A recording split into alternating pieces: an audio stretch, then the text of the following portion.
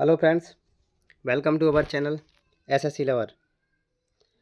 चलिए, आज हम एसएससी जीडी 2024 के लिए प्रीवियस ईयर के पेपर सॉल्व कर रहे हैं। ये एसएससी जीडी के लिए बहुत ही हेल्पफुल होने वाला है। ये 2023 के प्रीवियस ईयर के पेपर हैं, उनके कुछ क्वेश्चन डिस्कस करेंगे। तो चलिए, बिना टाइम वेस्ट किए हुए देखते हैं आगे। आप इस चैनल से जुड़े रहें, क्योंकि इस चैनल पर मैं आपको मैथ भी करा रहा हूँ और एसएससी जीडी के लिए ये जीएस का भी पोर्शन करा रहा हूँ, तो आपको इसमें बिल्कुल भी दिक्कत नहीं होगी। तो चलिए, बिना टाइम वेस्ट किए हुए देखते हैं।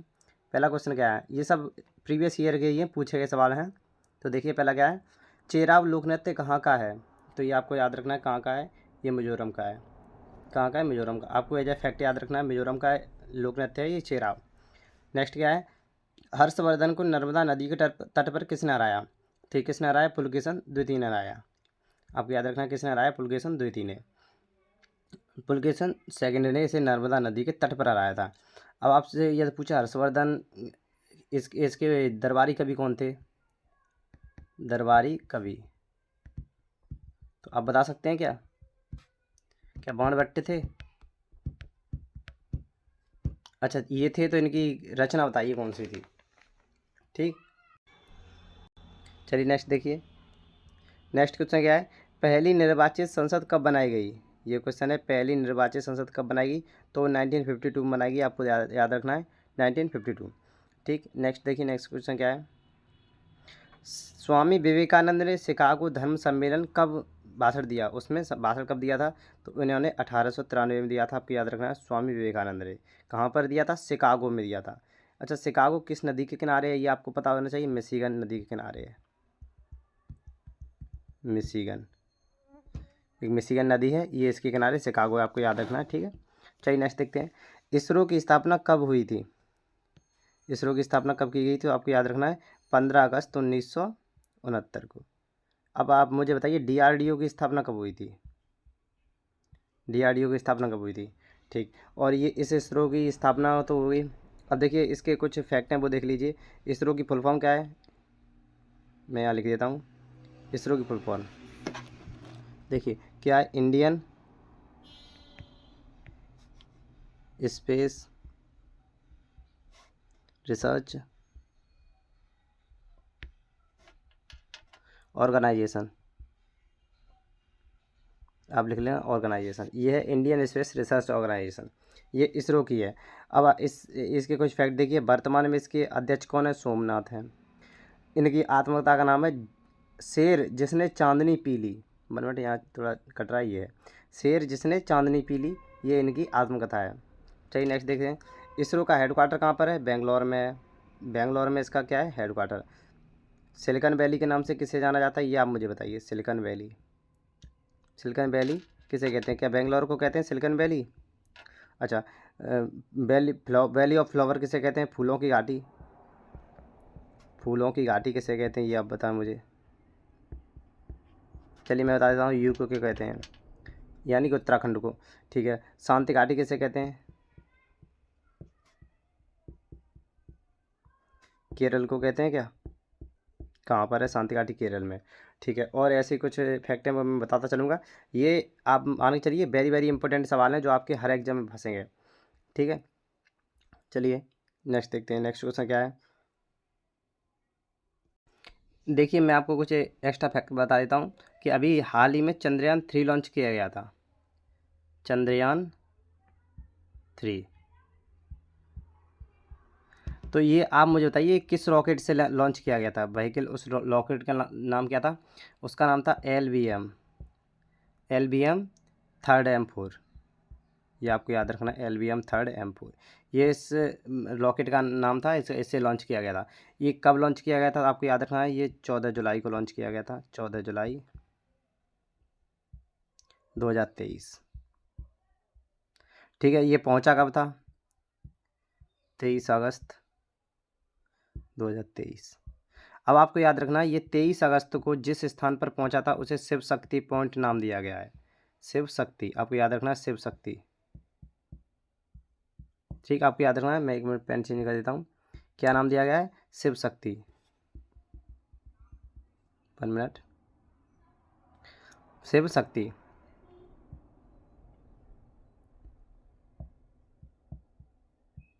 शिव शक्ति पॉइंट दिया गया, ठीक है।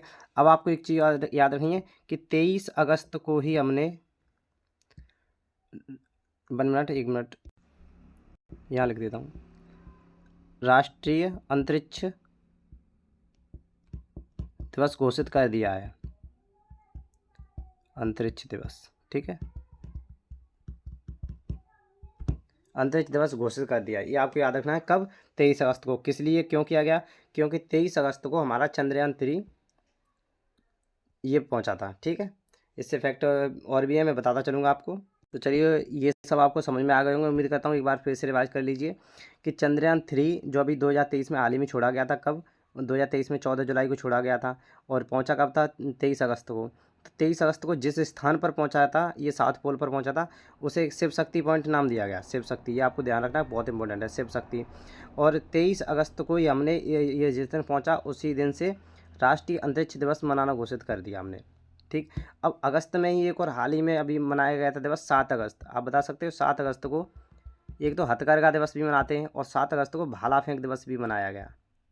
भाला फेंक अच्छा क्यों मनाया गया ये बताइए। अभी हाल ही में मनाया गया था, शुरुआत इसकी अभी हुई थी, क्योंकि नीरज चोपड़ा ने 2020 के टोक्यो ओलंपिक में स्वर्ण पदक जीता था, इसीलिए, ठीक है। चलिए नेक्स्ट देखते हैं। नेक्स्ट क्वेश्चन क्या है, नेक्स्ट देखिए, 1 मिनट। और हाँ ये भी याद रखिए, इसका हेडक्वार्टर कहाँ पर है, इसका बेंगलोर में हेडक्वार्टर है, ये आपको याद होना चाहिए।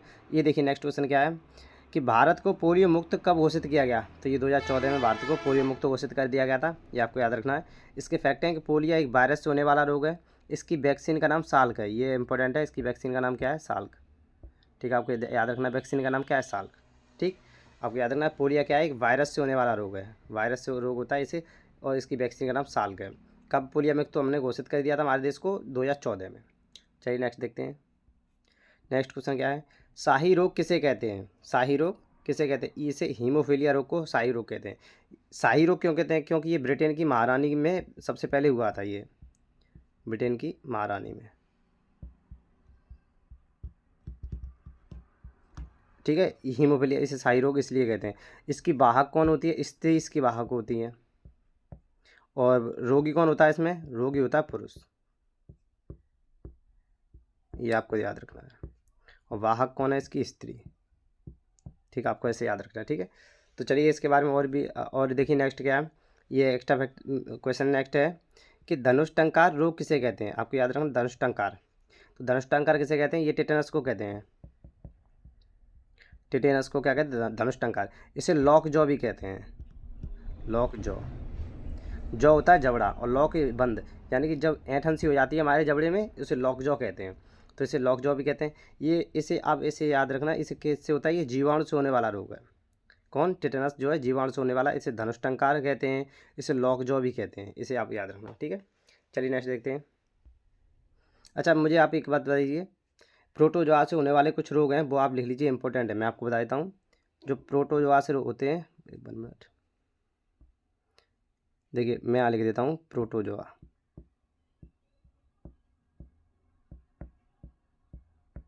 प्रोटोजोआ से होने वाले रोग कौन कौन से हैं, पायरिया है, कालाजार है,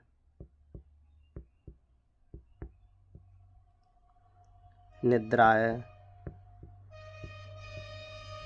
या निद्रा लिख लेना, ठीक है, ये लिख लेना, ये प्रोटोजोआ से होते हैं, ठीक है। चलिए कालाजार हो गया, पायरिया और निद्रा, ठीक है। चलिए ये प्रोटोजोआ से होने वाले रोग हैं, आप इन्हें ध्यान रखना। चलिए नेक्स्ट देखते हैं। नेक्स्ट क्या है, पानी से लगने वाले डर, सॉरी यह मिस्टेक है, ये डर है यहाँ पर, डर यानी कि फियर, डर को क्या कहते हैं, पानी से लगने वाले डर को क्या कहते हैं, डर, इसे क्या कहते हैं, इसे हाइड्रोफोबिया कहते हैं। देखिए हाइड्रो का मतलब ही पानी से संबंधित होता है, हाइड्रो, हाइड्रो और प्लस फोबिया, फोबिया का मतलब होता है डर। आपने पढ़ा होगा हाइड्रोजन होता है, हाइड्रो, जहाँ हाइड्रो शब्द लग जाए वो समझ लें वो पानी से संबंधित है। और एक काफ़ी ऐसी चीज़ें हैं जो हाइड्रो से संबंधित होती हैं, उसका मतलब जल होता है, ऐसे समझिए। तो अब आपको इसके एक्स्ट्रा फैक्ट बता दूं कि जो हाइड्रोफोबिया है वो कब और कैसे होता है। तो देखिए जब कभी आपको कोई कुत्ता काट ले, तो कुत्ते के काटने से हमें रेबीज रोग होता है, रेबीज, आप इसे समझना, मैं अभी बताता हूँ आपको, रेबीज रोग होता है। तो उस रेबीज रोग में हमें सबसे ज़्यादा पानी से डर लगने लगता है, पानी से डर लगने लगता है, उसे कहते हैं हम हाइड्रोफोबिया। और जो रेबीज होता है वो रेहब्डो वायरस से होता है, रेहब्डो वायरस। ये किस वायरस से होता है? रेहब्डो वायरस से होता है। और रेबीज के टीके की खोज किसने की थी? इसके टीके की खोज की थी वो लुई पास्चर ने की थी, लुई पास्चर। टीके की खोज लुई पास्चर ने की थी। आपको ये चीज़ याद रखनी है। तो मैंने क्या क्या बताया आपको इसके बारे में, देखिए कि रेबीज ये जो कुत्ते काटने से होता है, ये रेहब्डो वायरस से होता है।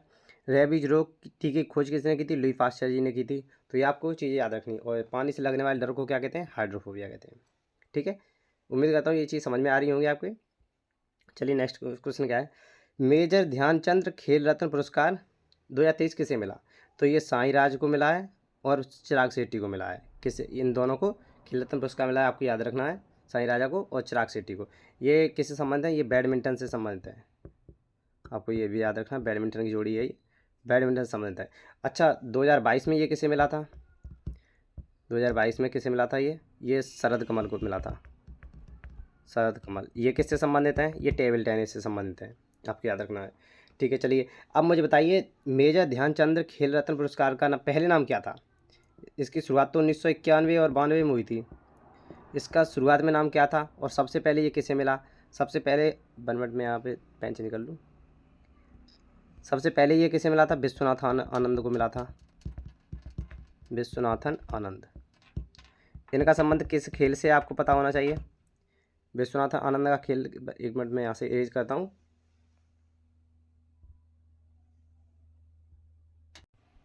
यहाँ देखिए, विश्वनाथन आनंद का संबंध किस खेल से है? मैं आपको बताता हूँ, चेस से है। चेस यानी कि शतरंज से है, शतरंज। किसका है? विश्वनाथ आनंद का, आपको सबको पता है। लेकिन इनकी एक पुस्तक भी है, माइंड मास्टर, माइंड मास्टर। ये किसकी पुस्तक है? ये विश्वनाथन आनंद की है। मैं आनंद लिख देता हूँ, विश्वनाथन आनंद की है माइंड मास्टर। ये बहुत इंपॉर्टेंट पुस्तक है, कई बार पूछी गई है, तो इसे आप बिल्कुल भी स्किप ना करें। ये माइंड मास्टर किसकी पुस्तक है? विश्वनाथन आनंद की है। ठीक है, और इन्हें सबसे पहले मेजर ध्यानचंद पुरस्कार दिया गया था। तो पहले इसका नाम ये था, ठीक है, और बाद में बदल का नाम क्या कर दिया गया? पहले नाम था इसका राजीव गांधी खेल रत्न पुरस्कार, आपको पता होना चाहिए। राजीव गांधी खेल रत्न पुरस्कार था, लेकिन बाद में इसका नाम मेजर ध्यानचंद कर दिया गया। ठीक है, अच्छा, मेजर ध्यानचंद किससे संबंधित है ये बताइए मुझे। मेजर ध्यानचंद, इन्हें क्या कहते हैं? इन्हें हॉकी का जादूगर कहते हैं, हॉकी का जादूगर। अच्छा, आप मुझे एक एक्स्ट्रा फैक्ट बता दीजिए, 1 मिनट। भारत ने हॉकी में कुल कितने पदक जीते हैं? स्वर्ण पदक कितने हैं हॉकी में? क्या 8 हैं? और 8 हैं तो वे कौन कौन से साल के हैं ये बताइए। चलिए मैं बता देता हूँ आपको। देखिए, भारत ने 1928 में जीता था, 1932 में जीता, 36 में जीता, 40 में युद्ध चला नहीं जीत पाए, 44 में भी, 44 में हुए नहीं, 48 में हुए भारत जीता, 52 में हुए भारत जीता, 56 में हुए भारत जीता, 60 में पाकिस्तान जीता। आपको याद रखना कितने हो गए? 1 2 3 4 5 6, 1 2 3 4 5 6, हाँ 6 लगातार भारत जीत गया। फिर से भारत 8वां लगा 7 और 8, 8वां भारत जीता था 1980 में। आपको याद रखना 1980 में भारत 8वां जीता। कहाँ पर जीता? मॉस्को। ये कहाँ पर है? रूस। तो आपको बता दूं कि लास्ट भारत ने 1980 में जीता था हॉकी में। तो ऐसे भी पूछ लेता आपसे कि व्यक्तिगत रूप से पहला स्वर्ण पदक किसने जीता? तो वो अभिनव बिंद्रा जी ने जीता था। आपको याद रखना, अभिनव बिंद्रा, अभिनव बिंद्रा। कब जीता? 2008 में। बीजिंग ओलंपिक था, बीजिंग चाइना में ओलंपिक चल रहा था उस समय। किस में जीता? 10 metre air rifle, 10 metre air rifle में जीता इन्होंने। तो आपको याद रखना है, मौका दिया, याद रखिए आप। मैं बताता चलता हूँ कि अभिनव बिंद्रा और दूसरे व्यक्तिगत जीतने वाले कौन थे? वो थे हमारे नीरज चोपड़ा जी, जिन्होंने टोक्यो ओलंपिक में जीता 2020 में, गोल्ड जीता था। किस में जीता? जेवलिन थ्रो में, यानी भाला फेंक में। और उसी 7 अगस्त को जीता था। तभी से 7 अगस्त को मैंने अभी बताया था आपको कि भाला फेंक दिवस मनाने लगे हैं। पहले 7 अगस्त को एक और दिवस मनाते हैं, उसे हथकरघा दिवस कहते हैं। ठीक है, तो उम्मीद करता हूँ ये चीज़ आपको समझ में आई होगी। चलिए नेक्स्ट चलते हैं। अब इसे देख लीजिए। अब इसके फैक्ट कुछ हैं कि मेजर ध्यानचंद खेल रत्न पुरस्कार की शुरुआत 1991-92 में हुई थी। सबसे पहले इसका नाम राजीव गांधी खेल रत्न पुरस्कार था। यह खेल के क्षेत्र में दिया जाने वाला सर्वोच्च पुरस्कार है, ये आपको याद रखना है। ये सर्वोच्च पुरस्कार है खेल के क्षेत्र में दिया जाने वाला। कौन सा? मेजर ध्यानचंद। ठीक है। इसमें 25 लाख रुपए इनाम दी जाती है, ये भी आपको याद रखना है। 2022 में शरद कमल को दिया गया था, जो टेबल टेनिस के खिलाड़ी हैं। हाँ, अभी ये देखिए अर्जुन पुरस्कार की शुरुआत कब हुई थी? अर्जुन पुरस्कार की शुरुआत कब हुई थी? ये देखिए 1961 में शुरुआत हुई। 2023 में अभी किसको मिला है? ये आपको मैं बता दूँ, क्रिकेट के खिलाड़ी मोहम्मद शमी को। वैसे तो ये काफ़ी लोगों को मिला है, लेकिन 26 लोग हैं शायद। मोहम्मद शमी, इनका नाम आप याद रखें, ये क्रिकेट से संबंधित है। ये क्रिकेट के खिलाड़ी मोहम्मद शमी, एक फास्ट बॉलर हैं ये बॉलर हैं। ठीक है, आपको याद रखना है कैसे तेज़ गेंदबाज हैं ये, तेज़ गेंदबाज हैं। ठीक, जिन्होंने वर्ल्ड कप में काफ़ी अच्छा प्रदर्शन किया था। सबसे ज़्यादा विकेट इन्होंने ही लिए थे वर्ल्ड कप में। ठीक है, चलिए नेक्स्ट देखते हैं। और देखिए द्रोणाचार्य पुरस्कार की शुरुआत कब हुई थी? ये 1950 में हुई थी। द्रोणाचार्य की शुरुआत 1950 में हुई थी। इसमें 15 लाख रुपए इनाम दी जाती है। अच्छा ये बताइए, द्रोणा पुरस्कार जो द्रोणाचार्य हैं किसे मिलते हैं? ये कोच को मिलते हैं। ठीक है, आपको याद रखना, द्रोणाचार्य पुरस्कार कोच को मिलते हैं। ठीक है, चलिए नेक्स्ट देखते हैं। नेक्स्ट क्वेश्चन क्या है? सती प्रथा का अंत 1829 में किसने किया? तो ये विलियम बेंटिक ने किया था। विलियम बेंटिक ने 1829 में। और इन्हीं के साथ राजा राम मोहन राय भी थे। राजा राम मोहन राय, राम मोहन राय। अब ये बताइए मुझे, राजा और राय, ये राजा की उपाधि तो इन्हें अकबर द्वितीय ने दी थी। अकबर द्वितीय। और ये राय इनकी जाति थी। ठीक है, मोहन इनके मोहन। हाँ ये बताइए, राम और मोहन में इनका नाम और इनके पिता का नाम क्या था?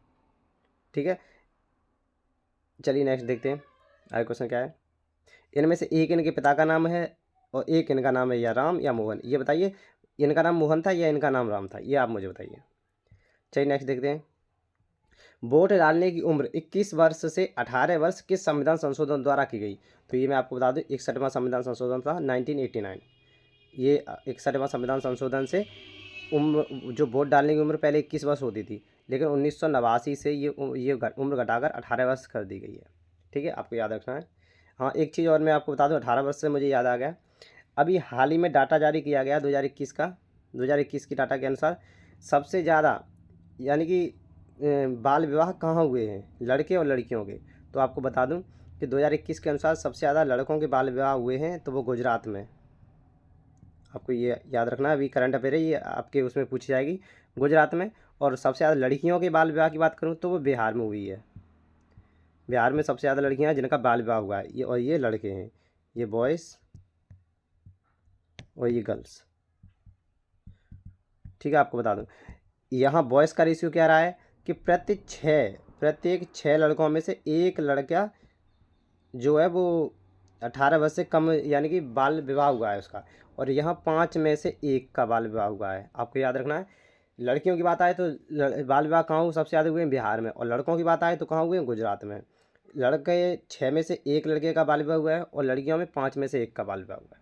आपको याद रखना है, 2021 की रिपोर्ट के अनुसार ये मैं बता रहा हूँ। चलिए नेक्स्ट देखते हैं। उम्मीद करता हूँ ये समझ में आ गया होगा। 1 मिनट। चलिए नेक्स्ट क्वेश्चन क्या है? UNFCCC की फुल फॉर्म क्या है? तो ये आपकी इसकी फुल फॉर्म पता होनी चाहिए। United Nations 1 minute. United Nations Framework Convention to climate change, आपको याद होनी चाहिए इसकी। यूनाइटेड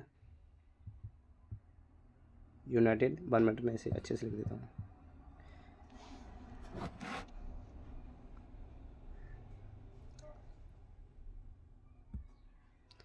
यूनाइटेड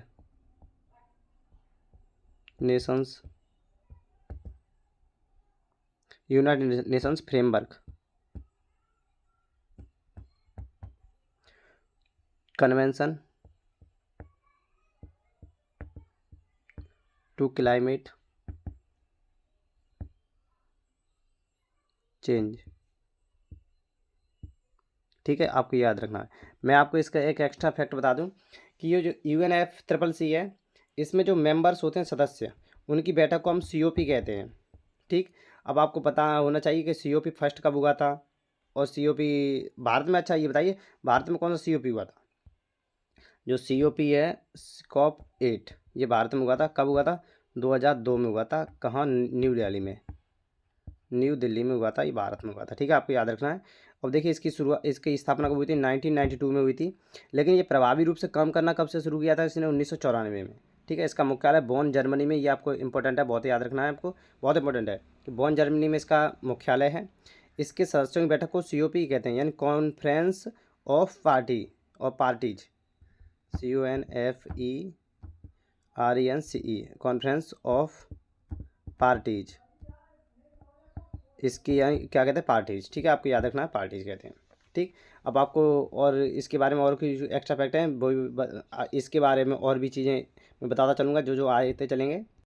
आपको इसके बारे में एक्स्ट्रा फैक्ट पता होना चाहिए कि ये जो UNFCCC है, इसकी द्वारा कॉप होता है। तो कॉप की पहली बैठक कब हुई थी और कहाँ हुई थी? तो ये कॉप 1 मिनट, कॉप जो 1, ये कहाँ हुआ था? ये 1995 में हुआ था। ठीक है, आपको याद रखना है 1995 कहाँ पर? बर्लिन में हुआ था। कहाँ पर? बर्लिन। अब बर्लिन कहाँ पर है? ये जर्मनी में है, आपको पता होना चाहिए, बर्लिन जर्मनी। और सबसे इम्पोर्टेंट है COP21, ये कब हुआ था? 2015 में हुआ था, आपको इसके याद रखना है। इसके तहत क्या हुआ था? ये पर्यावरण से संबंधित था, पर्यावरण से संबंधित आपको याद रखना है। तो प्रत्येक देश अपने अपने पर्यावरण पर राय रखता है, तो इस तरह भारत ने भी अपने विचार रखे थे। उसमें भारत के 3 लक्ष्य थे, मेन 3 लक्ष्य थे। तो जो प्रत्येक, आपको एक इम्पोर्टेंट चीज़ बता दूं कि जो कोई भी प्रत्येक देश अपने में वो रखता है अपने विचार, उसे NDC कहते हैं। NDC आपको याद रखना, NDC कहते हैं। ठीक है, तो भारत ने लक्ष्य रखे, भारत के 3 लक्ष्य थे। कौन कौन से थे? देखिए, भारत के सबसे इम्पोर्टेंट 2 लक्ष्य हैं, क्योंकि वो 3 लक्ष्य रखे थे 2025 तक रखे थे कि हमें 3 लक्ष्य 2025 तक प्राप्त करने हैं। लेकिन उनमें से 2 लक्ष्य हैं जो भारत अभी प्राप्त कर चुका है। पहला है कार्बन उत्सर्जन तीव्रता, जो कार्बन उत्सर्जन इमिशन है, उत्सर्जन तीव्रता, इसे इसमें लक्ष्य था इसे 33 से 35% तक कम करना। कब तक? 2025 तक हमें कम करना था, लेकिन हमने इसे 31 अक्टूबर, आप याद रखना, 31 अक्टूबर 2023 तक ही कम कर लिया। 31 अक्टूबर 2023 तक हमने इसे प्राप्त कर लिया। तो ये एक हो गया हमारा लक्ष्य कि नंबर 1 है ये कि कार्बन उत्सर्जन तीव्रता हमें 33 से 35% तक कम करनी थी। कब तक करनी थी? 2025 तक, लेकिन हमने इसे 31 अक्टूबर 2023 तक प्राप्त कर लिया है इसे। और इसका सेकंड लक्ष्य क्या था इसका? 1 मिनट, सेकंड देखिए, इसके सेकंड था गैर जीवाश्म ऊर्जा से को कुल ऊर्जा की 40% करना। जैसे गैर जीवाश्म होते हैं, जैसे सोलर ऊर्जा है, सौर ऊर्जा है, और भी ऊर्जा, पवन ऊर्जा है, इस तरह की ऊर्जाएँ जो ये गैर जीवाश्म ऊर्जाएँ हैं। तो इन ऊर्जाओं को भारत 40% करना चाहता है। कब तक करना चाहता था? 2025 तक करना चाहता, लेकिन भारत ने इसे भी 31 अक्टूबर 2023 तक प्राप्त कर लिया है। तो ये आपसे 2 महत्वपूर्ण है हो गई कि भारत ने गैर जीवाश्म ऊर्जा का 40% भारत को 2025 तक प्राप्त करना था, लेकिन उसने 31 अक्टूबर 2023 तक प्राप्त कर लिया। तो ये समय से पहले योजनाएं भारत प्राप्त कर चुका है। और एक तीसरी योजना है, जो तीसरे हमारे 3 लक्ष्य थे, वो तीसरी लक्ष्य है 2.5 से 3.3 तक बिलियन टन कार्बन सिंक तैयार करना। ये अभी प्राप्त नहीं हुआ है, सिंक तैयार करना। ठीक, आपको याद रखना है, ये भारत के 3 लक्ष्य थे मैन। तो उसमें से 2 तो भारत ने समय से पहले ही प्राप्त कर लिए। ठीक है, आपको पता होना चाहिए कौन कौन से। एक कार्बन उत्सर्जन तीव्रता, जो 33 से हमें 35% तक का कार्बन कम करना था, वो हम कर चुके हैं। दूसरा 40% हमें सौर ऊर्जा है, पवन ऊर्जा, इन्हें 40% करना था, यानी कि गैर जीवाश्म ऊर्जा को, वो भी हम लक्ष्य प्राप्त कर चुके हैं। तो ये आपके लिए बहुत ही इंपॉर्टेंट है। तो चलिए नेक्स्ट देखते हैं। एक और फैक्ट है इसका, आप इसे भी याद रखें, लगे हाथों यहीं पर, कि इसमें है कि शुद्ध शून्य कार्बन उत्सर्जन लक्ष्य भारत ने कब तक रखा है? मैं लिख देता हूँ, शुद्ध शून्य कार्बन का जो लक्ष्य है भारत ने कब तक रखा है? ये आपको पता होना, ये भारत ने 2070 तक रखा है। ठीक है, आपको ये भी आप नोट कर लेना एक अपनी कॉपी में, कि शुद्ध शून्य कार्बन का लक्ष्य भारत ने 2070 तक रखा है। चलिए नेक्स्ट देखते हैं, नेक्स्ट क्वेश्चन क्या है। ऑपरेशन अजय कहाँ चलाया गया था, तो ये आपको मैं बता दूं, ऑपरेशन अजय कहाँ चलाया गया था। ये इजराइल में फंसे भारतीयों को निकालने के लिए चलाया गया था। आपको याद रखना, इजराइल में फंसे भारतीयों को निकालने के लिए ऑपरेशन अजय चलाया गया था। इसका कुछ फैक्ट देखिए कि ऑपरेशन पोलो कब चलाया गया था, 1948 में हैदराबाद में चलाया गया था। 1948 निजामों को भगाने के लिए या फिर वहाँ पर शासन करने के लिए, ये वहाँ के मुसलमान थे, वो अपना अलग देश बनाना चाहते थे हैदराबाद को। इसीलिए सरदार वल्लभ भाई पटेल ने यहाँ पर 1948 में भारतीय सेना को भेजा और यहाँ पर पोलो अभियान चलाया। ठीक है, नेक्स्ट देखिए 1984 में एक मेघदूत नाम से भी चलाया गया था ऑपरेशन। मेघदूत नाम से सियाचिन ग्लेशियर पर चलाया गया था, जहाँ पर पाकिस्तान को खदेड़कर वहाँ पर भारत ने कब्जा कर लिया था। ठीक है, पाकिस्तान को रौंद कर भारत ने कब्जा कर लिया 1984 में। ये कब, 13 अप्रैल को, आपको याद रखना है 13 अप्रैल, बैसाखी का दिन था। नेक्स्ट देखिए सियाचिन ग्लेशियर जो भारत का नहीं बल्कि पूरे विश्व का सबसे ऊंचा युद्ध स्थल मार्ग है। आपको पता होना चाहिए सियाचिन ग्लेशियर सबसे ऊंचे स्थान पर है जहाँ पर युद्ध हुआ है। ठीक है, कब हुआ था, 1984 में। नाम क्या है उसका, उसे हमने मेघदूत ऑपरेशन नाम दिया था। ठीक है, नेक्स्ट क्वेश्चन, नेक्स्ट क्या है इसका, देखिए नेक्स्ट फैक्ट है ऑपरेशन विजय कब चलाया गया। आपसे ऐसे पूछता है, डायरेक्ट पूछता है आपसे ऑपरेशन विजय कब चलाया गया या किससे संबंधित है। तो मैं आपको बता दूं ऑपरेशन विजय 1919 में चलाया गया था। ये कारगिल विजय से संबंधित है। तो आपको बता दूं 26 जुलाई को भारत ने पाकिस्तान को खदेड़ दिया था कारगिल में, कारगिल विजय हुई थी। तो उसी दिन से हम विजय दिवस भी मनाते हैं, 26 जुलाई को विजय दिवस भी मनाते हैं, आपको याद होना चाहिए। ठीक है, 26 जुलाई को विजय दिवस भी मनाते हैं, ये अब मैंने लिखा भी है। चलिए नेक्स्ट देखते हैं, नेक्स्ट क्या है operation smiling Buddha. Operation smiling Buddha कब चलाया गया, 1974 में चलाया गया। यह तब चलाया गया था जब भारत ने अपना पहला परमाणु परीक्षण पोखरण में किया था। पोखरण कहाँ पर, राजस्थान में। तो आपको याद रखना है भारत ने पहला परमाणु परीक्षण कब किया, 1974 में किया था। कहाँ किया, पोखरण में किया था। आपसे पूछ ले पोखरण कहाँ पर है, तो ये राजस्थान में है। आपसे पूछे उसका कोड क्या था, तो उसका नाम था स्माइलिंग बुद्धा, यानी कि बुद्ध मुस्कुराए। और ये इसका नाम बुद्धा क्यों रखा है, ये बुद्ध पूर्णिमा को किया गया था ये परीक्षण, बुद्ध पूर्णिमा, आपको याद रखना है बुद्ध पूर्णिमा को ये परीक्षण किया गया था। ठीक, चलिए नेक्स्ट देखते हैं, 1 मिनट। नेक्स्ट क्या है, हाल ही में ऑपरेशन करुणा म्यांमार में चलाया गया। आपको याद होना चाहिए ऑपरेशन करुणा कहाँ चलाया गया है, म्यांमार में। अच्छा, म्यांमार की राजधानी क्या है, नापीता, नापीता ऐसी कुछ है। इसकी करेंसी क्या है, क्यात। म्यांमार का पुराना नाम क्या था, बर्मा। ठीक है, चलिए। और अब मैं आपको ये, जब इसमें इजराइल की बात आई है तो आपको इजराइल के बारे में कुछ रफली बता देता हूँ। आप इसे इम्पोर्टेंट है बहुत देखना। ये इस तरह से इजराइल का मैप है, 1 मिनट, ऐसा नहीं है।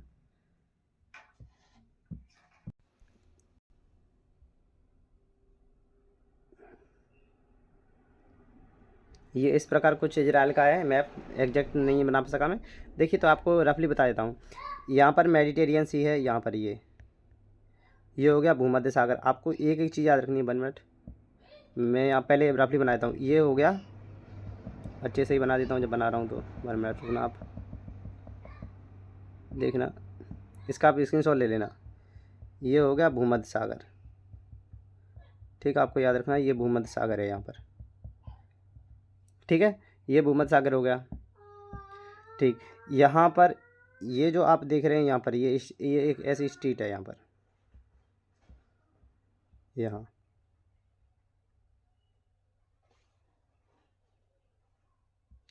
इसे कहते हैं गाजा पट्टी, गाजा पट्टी, आपको याद रखना गाजा पट्टी कहते हैं इसे गाजा पट्टी कहते हैं। ठीक है, अब यहाँ पर ये देखिए, अब इसके देश बता देता हूँ आपको। यहाँ है लेबनान, यहाँ ऊपर है लेबनान, 1 मिनट,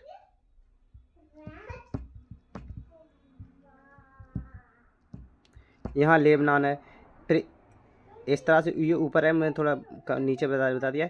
इसके नीचे सीरिया है, सीरिया, सीरिया। यहाँ से इसके नीचे जॉर्डन है, जॉर्डन। ठीक है, जॉर्डन यहाँ तक है, यहाँ तक। अब इस तरफ यहाँ पर का है, मिस्र है, मिस्र। तो आपसे पूछता है कि इजराइल की सीमा कितने देशों से लगती है, तो 4 देशों से लगती है, लेबनान, सीरिया, जॉर्डन, मिस्र। अब आपको इनकी राजधानी पता होनी चाहिए।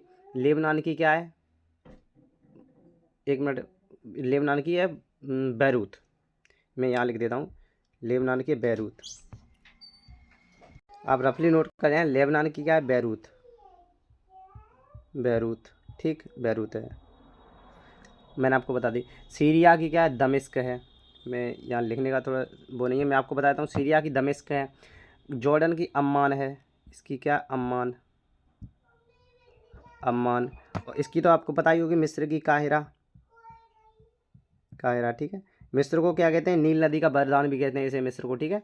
और आपको बता दूं यहाँ पर ही, अब मैं से रफली मिटा, अभी इसे रफ करूँगा। अब एक चीज़ और देख लें इसमें जो बहुत इंपॉर्टेंट है। ये देखिए यहाँ पर, ये जो आपको नज़र आ रहा है, ये अभी बताता हूँ आपको।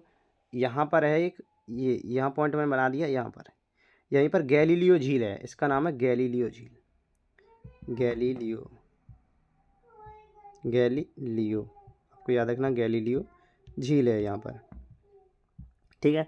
और अब इसी के नीचे आप चले आए तो यहाँ पर, ये यहाँ पर, यहाँ है मृत सागर,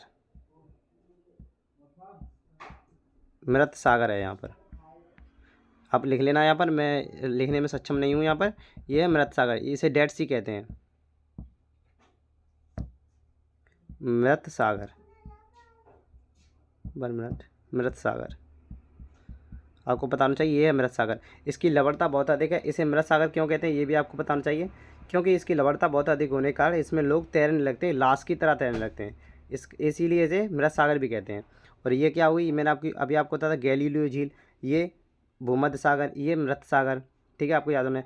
ये गाजा पट्टी हो गई, ये गाजा पट्टी, इसी गाजा पट्टी में जो हमास संगठन है वो इसी में रहता है, आपको पता होना चाहिए, हमास संगठन इसी गाजा पट्टी में रहता है, ठीक है, आपको याद होना चाहिए।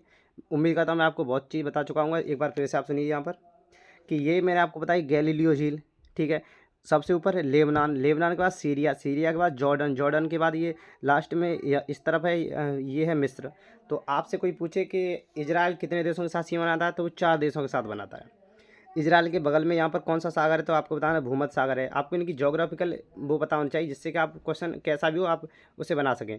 ये आपसे पूछे मृत सागर कहाँ पर है, तो ये जॉर्डन और यहाँ पर ये इजराइल की सीमा पर है, ये जॉर्डन ये है, और ये यहाँ पर हमारा मृत सागर है। तो इस तरह आपको पता होना चाहिए। चलिए नेक्स्ट देखते हैं। नेक्स्ट क्वेश्चन क्या है, हाल ही में मिस्र का सर्वोच्च सम्मान ऑर्डर ऑफ नील किसे दिया गया, ऑर्डर ऑफ नील, तो ये किसे दिया गया, पीएम मोदी को दिया गया ऑर्डर ऑफ नील। क्यों कहते हैं, क्योंकि ऑर्डर ऑफ नील, आप इसे नील से ही समझ लेना, नील नदी कहाँ बहती है, अफ्रीका में बहती है, तो ये अफ्रीका मिस्र में, तो ये मिस्र का ही सर्वोच्च सम्मान है ऑर्डर ऑफ नील, ठीक है। तो ये किसे दिया, पीएम मोदी को। और ये सूरीनाम का सर्वोच्च सम्मान, नागरिक सम्मान, ये किसे दिया है, ये द्रौपदी मुर्मू को दिया गया है। कौन है, हमारी राष्ट्रपति है, ठीक है। तो ये आपको पता होना चाहिए, ठीक। चलिए नेक्स्ट क्वेश्चन क्या है, भारत की जीडीपी में सबसे ज़्यादा किसका योगदान है, यानी कि राज्यों का पूछ रहा है, तो आपको बता दूं कि भारत की जीडीपी में सबसे ज़्यादा योगदान है महाराष्ट्र का। कितना है, ये 15.7%। लेकिन दूसरे स्थान पर, सेकंड नंबर पर कौन है, तो वो है यूपी। तीसरे पर कौन है, थर्ड पर है तमिलनाडु,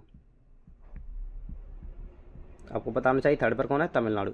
अब इनके परसेंटेज देख लीजिए, ये है 9.2% और ये है 9.1%। अभी ये रिसेंट आंकड़ा है, लेकिन उससे पहले यूपी तीसरे नंबर पर थी और ये इससे ऊपर था, ये यानी तमिलनाडु सेकंड नंबर पर था, लेकिन अब तमिलनाडु थर्ड नंबर पर हो गया, ठीक है। चलिए आज के क्वेश्चन पूरे हुए, एक बार ऐसे क्विक रिवीजन करते हैं, जैसे कि आप भी भूले ना। तो मैंने क्या क्या बताया आपको, जल्दी से क्विक रिवीजन, कि चेराव कहाँ का है, मिजोरम का। हर्षवर्धन नर्मदा नदी के तट पर, इसे किसने हराया, पुलकेशन द्वितीय ने हराया। हर्षवर्धन की बहन का नाम राजश्री था, आपको पता होना चाहिए।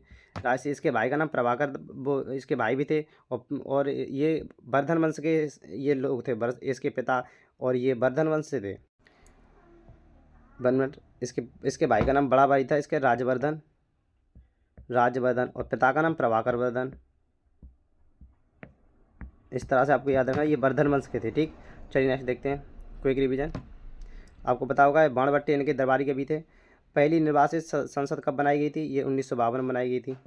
स्वामी विवेकानंद ने भाषण कब दिया, 1893 में दिया था। और 1897 में इन्होंने क्या किया था, रामकृष्ण मिशन की स्थापना भी की थी इन्होंने। रामकृष्ण मिशन, रामकृष्ण मिशन की स्थापना किसने की थी, स्वामी विवेकानंद जी ने की थी, ठीक है। कितने में की थी, 1897 में, ठीक। चलिए आपको बताता हूँ।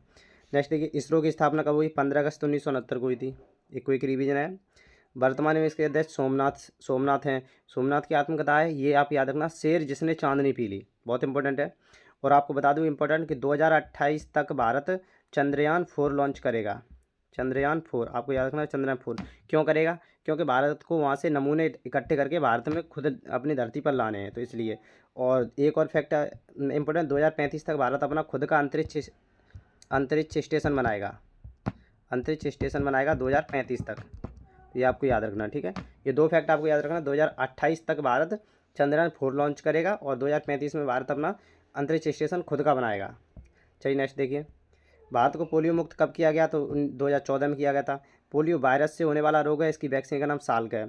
शाही रोग किसे कहते हैं, हीमोफीलिया कहते हैं, क्योंकि ये ब्रिटेन की महारानी में सबसे पहले हुआ था, इसलिए शाही रोग कहते हैं, ठीक है। हीमोफीलिया भी कहते हैं इसे। हीमोफीलिया एक्चुअली में होता क्या है, इसमें खून रुकना बंद हो जाता है, इसमें खून रुकता नहीं है, इसमें खून बहता रहता है।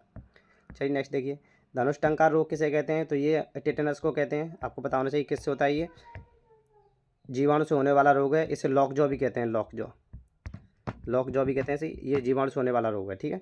चलिए नेक्स्ट देखते हैं, पानी से लगने वाले डर को क्या कहते हैं, उसे हाइड्रोफोबिया कहते हैं। ये हाइड्रोफोबिया कब होता है, जब हमें कोई कुत्ता काट ले जिससे हमें रेबीज रोग हो जाता है, और रेबीज रोग हो जाता है वो रेबडो वायरस से होता है, और रेबीज के टीके की खोज लुई पास्चर जी ने की थी, ठीक है, आपको याद रखना है।